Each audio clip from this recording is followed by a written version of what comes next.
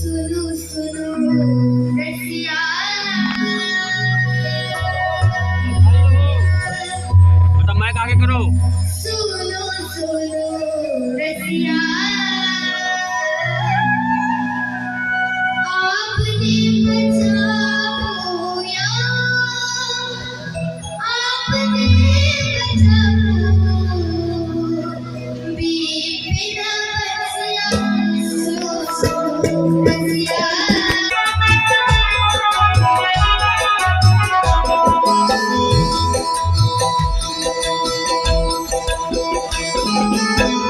तेरी मेरी करनाल बंद करके, तेरी मेरी सारी धमनी धमकना,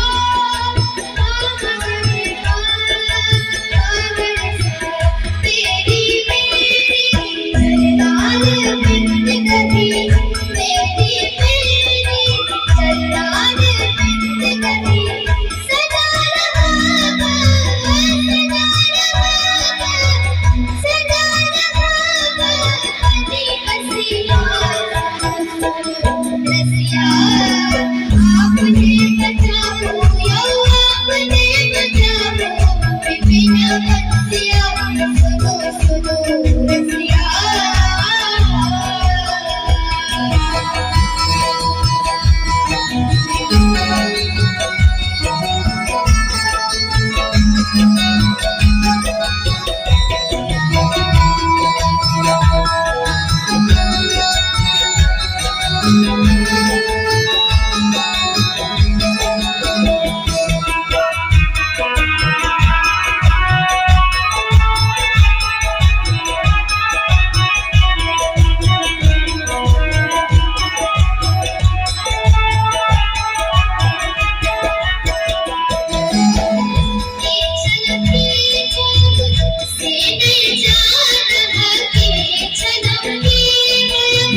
से नहीं जान